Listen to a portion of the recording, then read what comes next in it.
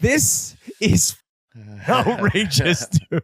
I get a text from a player. He goes, have you heard what Babcock is up to again? And I'm like, no. So he gets to Columbus, and one of the first things he does is he calls in Boone Jenner, the captain of the team, and he says, let me see the photos in your phone. I want to know the type of person you are. What the is going on? Is that even legal? It feels like it's totally illegal. Get him on the podcast to grill him about his antics as a head coach. Like, worry about the forecheck. Worry about your personnel. Worry about getting the power play humming at an alarming rate so you might have a chance of sneaking in a wild card spot. Why do you want to see throbbing from your captain on his iPhone? On Spittin Chiclets, ex-NHLer turned analyst Paul Bissonnette broke a huge story to fellow vet Ryan Whitney. Mike Babcock, former coach of the Detroit Red Wings where he won a cup, an ex-man with the Maple Leafs, has been exposed for his alleged rough tactics in the locker room. Then there was former NHL player Mike Commodore weighing in. Hey, look, I mean, I don't enjoy doing these videos, but Mike Babcock just can't help himself. All this talk, second chance, he's changed. It's all. Nothing's changed. He's exactly the same. He's pulling the same stuff now that he was in Toronto, that he was in Detroit. It's the same power, intimidation, and, I mean, going through people's camera rolls, I mean, pervert. He's a pervert. Not only has it happened with the story that Chiclets came out with Boone, but I've also recently heard it was happening in Toronto. It's happened with a couple more players in Columbus, and I don't want to use any names, but in particular, a young, very highly touted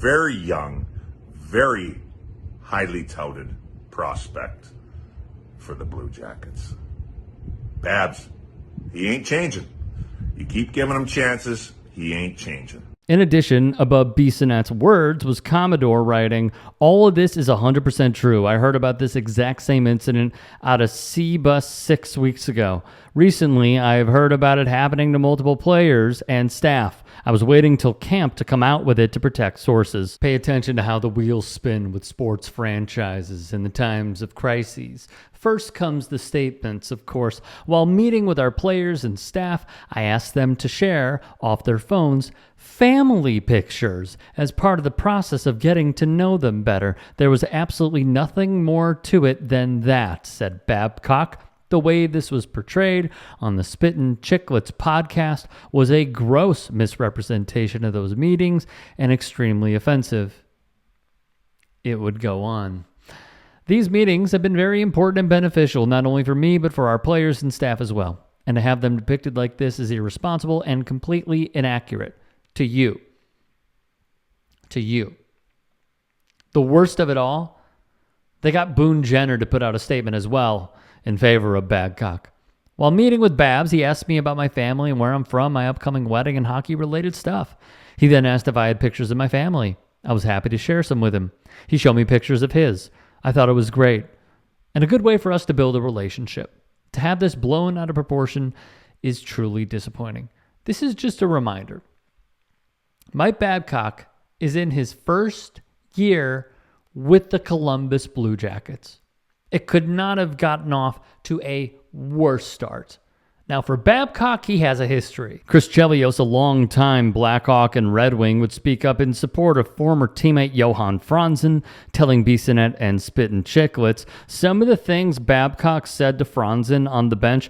I don't know what he said to him behind closed doors, one-on-one, but he blatantly, verbally assaulted him during the game on the bench. Franzen, who rocked the A for years in Detroit, would call Babs the worst person I ever met. I get the shivers when I think about it. That incident occurred against Nashville in the playoffs. It was coarse, nasty, and shocking. But that was just one out of 100 things he did. The tip of the iceberg, Franzen said. It got to the point where poor Johan, no one really knowing he was suffering with the concussion thing and the depression thing, he just broke down and had nervous breakdowns, not only on the bench, but after the game in one of the rooms in Nashville, said Chelios. Franzen would retire after suffering from post-concussion syndrome. He now resides in his native Sweden. Longtime forward Jeremy Roenick would say, if you know some of the things that Babcock says to Chris Chelios, it would make your stomach churn. Just total disrespect for not even just one of the best Americans, but one of the best defensemen to ever play the game. The way he is talked to is just unacceptable. Mike Modano at 40 would sign with his hometown team. He was on the brink of his 1500th game, and what did Babcock do? Last season in the league, at the time the greatest goal scorer in American history, finally bounced back from a wrist injury, healthy for the playoffs. Wings had 104 points. Babs benched Modano, making sure he stayed at 1,499 games played, not joining an exclusive club of about 21 members. He'd say it was a bitter pill.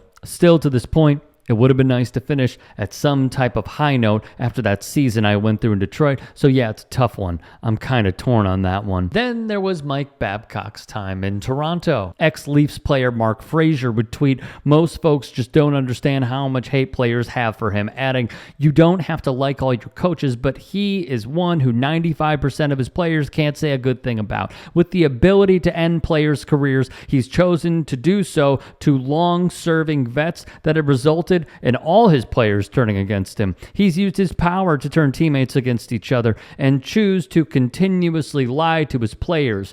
Commodore may have strong public opinions on Babs, but in our fraternity of NHL and former NHL players, he's speaking for the masses. He's speaking for countless players who have personally told me their terrible stories of Babs just being a bad guy. Mitch Marner, a phenomenal talent, also drew the ire of Babcock. Babcock asked Marner to create a list of all the players on the Leafs roster and then asked him to rank them based on their respective effort level in that particular season. Marner obliged. When his coach demanded this of him, and according to multiple sources, the player put his name in the very last spot on the list as if to acknowledge he could work harder. It was a show of maturity on the part of Marner.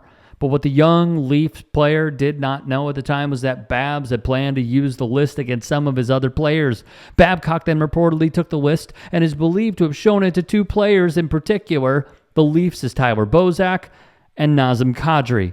According to sources, Marner was in tears after the details of his list were shared, while his teammates were furious, specifically with Babcock. They couldn't believe their head coach had put a 19-year-old in that situation, especially considering how well liked Marner was in the dressing room. Who also made note, Babcock pulled the same exact stunt with a young up-and-coming rookie when they were in Detroit. He also benched Jason Spezza, a veteran, in the regular season opener for no reason, an ultimate sign of disrespect. Then we have Mike Babcock, who everybody in Canada holds in such high esteem,